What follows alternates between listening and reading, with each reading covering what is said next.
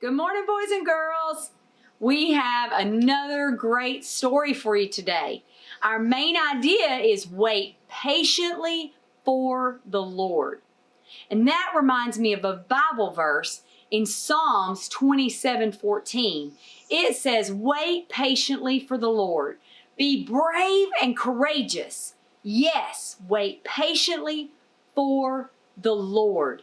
And today, that's what we're going to learn about. Sister Tish, Sister Tish. What are you doing? I'm talking to the kids. We don't have time for this. We've got a party any minute. A party?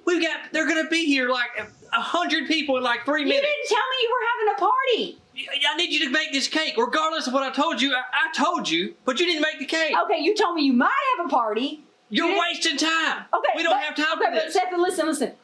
To make this cake, it's going to take me like an hour. We don't have an hour. We have like 2 minutes. I need you to make this cake. I can't make a cake in 2 minutes. I'll make the cake for you. But listen, Brother Seth, you need to hear our story today. Listen, I don't got time to hear your story. Have you even blown up the balloons yet? What balloons? We got the cake, we got the balloons, and they're going to be here. You're doing nothing but talking, and you're wasting so much time. We don't got more time to waste. Woo, Brother Seth, patience is our story today. It's about patience. Let me give you something to do. I'm going to go make this cake in just a minute. I'm going to blow up the balloons. We'll have a great party. But while I'm doing that, can you do me a favor?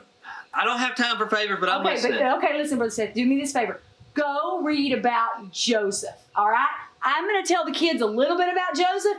You go read about Joseph, and in a little while, we'll come back and talk about it, okay? Okay, I'll try. I don't have time to read I know, but go read about Joseph. Just real quick. Thank you, Brother Seth. Thank you. All right. Whoo, boys and girls, Brother Seth needs to learn about patience, doesn't he? And in the Bible, Joseph, he had to learn patience. He had to learn patience the hard way. There was all kinds of things happen.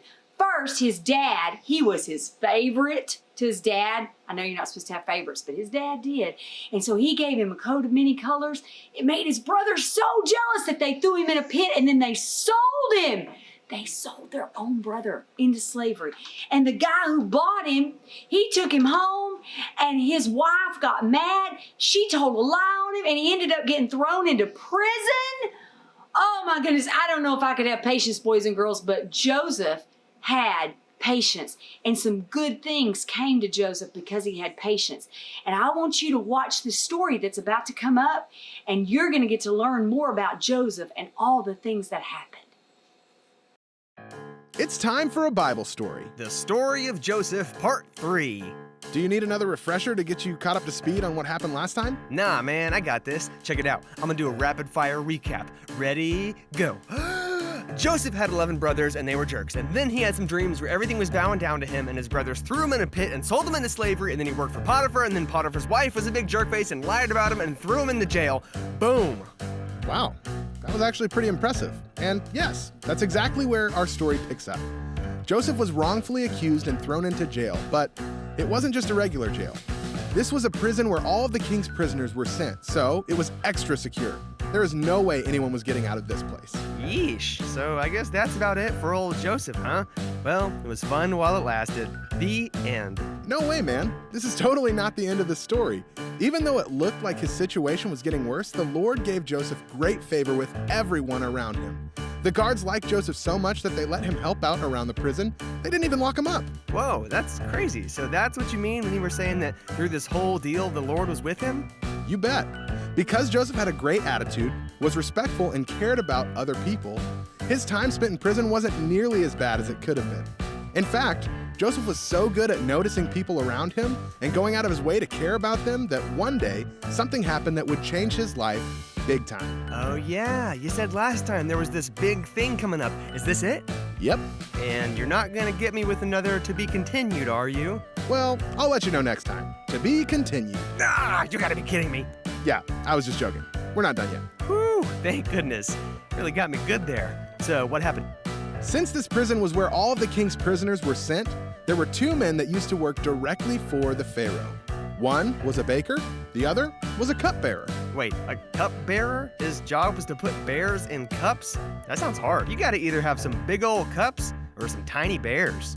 No, he wasn't a bear cupper, he was a cup bearer. That meant that he would serve drinks to the Pharaoh in a cup. Gotcha. That makes more sense. So these guys were in jail, huh? Yep. Since Joseph was in charge of the prison, the guards assigned these two guys to him. Then, one night, both the baker and the cupbearer each had some pretty strange dreams. Oh boy, here we go again with the dreams. Oh, speaking of dreams, last night I had this crazy dream where my ears turned into chili dogs. No! I don't want to hear any more about your crazy dreams. We're talking about their dreams. The next day, Joseph could tell that something was bothering them. Both the cupbearer and the baker looked like they didn't sleep very well and were all stressed out. Well, I mean, they are in prison, not exactly a stress-free environment. Yeah, but this was different. Joseph was very good at noticing people around him and caring about them. So he asked them what was bothering them. They told him that they had some very strange dreams, but didn't know what they meant. I know what my dream meant, that I shouldn't eat chili cheese dogs right before I go to sleep. Well, that's true. But when Joseph heard that they were troubled by their dreams, he thought of something. Back home, God helped Joseph understand what his dreams meant, so he offered to help interpret the dreams of the baker and the cupbearer. Hey, look at that! Joseph's in jail. These guys go there too. Joseph can interpret dreams. These guys have dreams that need to be interpreted. You weren't kidding about God having a plan for Joseph's life, huh? Exactly. The cupbearer and the baker both told Joseph what their dreams were, and God revealed to Joseph what those dreams meant. The cupbearer's dream was about a vine and 3 branches that sprouted grapes, and he squeezed those grapes into the Pharaoh's cup.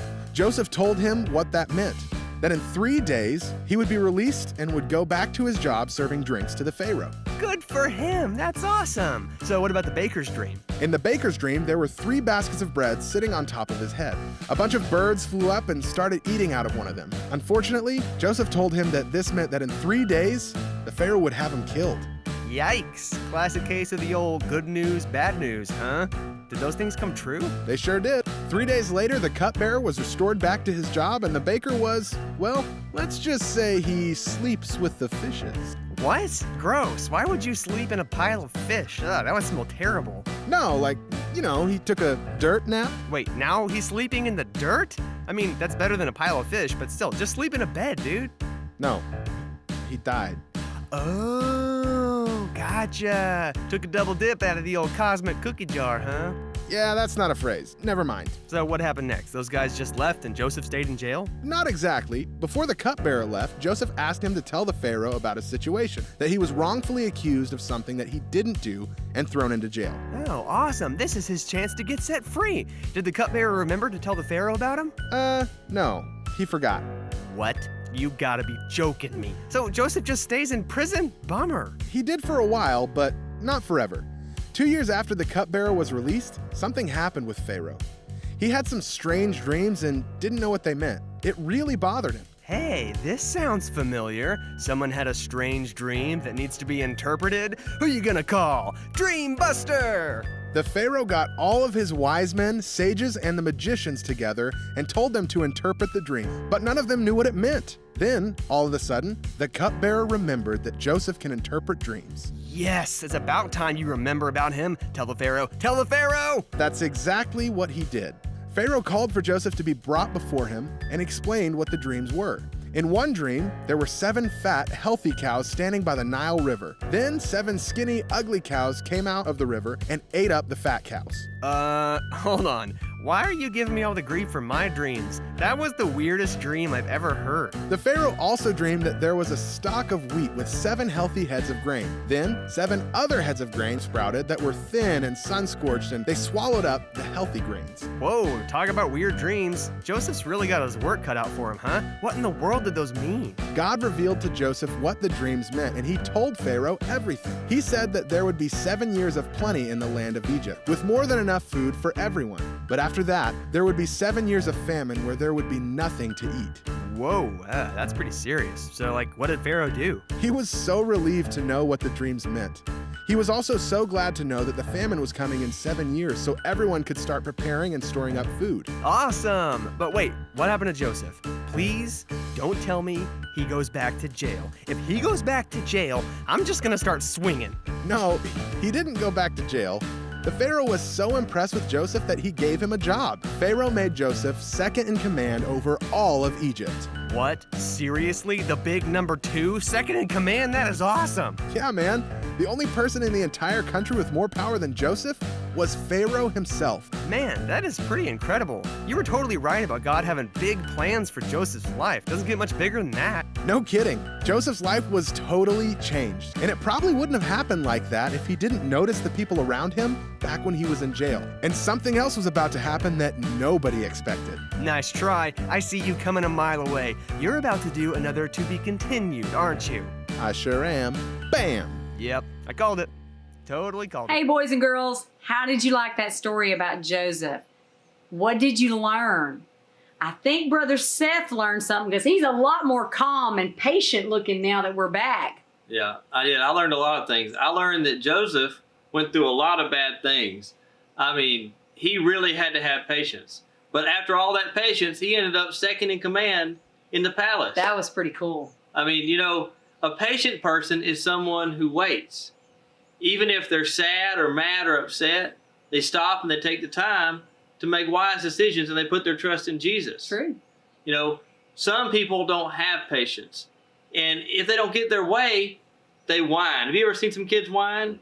I have. You were almost whining a while ago. You know, Yeah. you weren't crying or you about real close. What real about close. kids complaining and pouting? What about you? You ever seen kids fight because they don't get their way? I have seen that. I wasn't fighting earlier, but No. I was pretty upset. I was in a hurry. You know, God doesn't want us to do that. Even if something is hard, if you're patient and you won't give up. You know, a lot of times other people, especially younger kids, they look up to older kids. And if they see you being patient, then they're going to say, hey, even in tough situations, they're being patient. That's right. You know, so if you'll be patient, especially in situations when you don't get your way, it will help you grow stronger spiritually. It's almost like a spiritual workout, like you're lifting weights. When you're being patient, So spiritual muscles. yes, it's like you're getting spiritual muscles every time you're patient.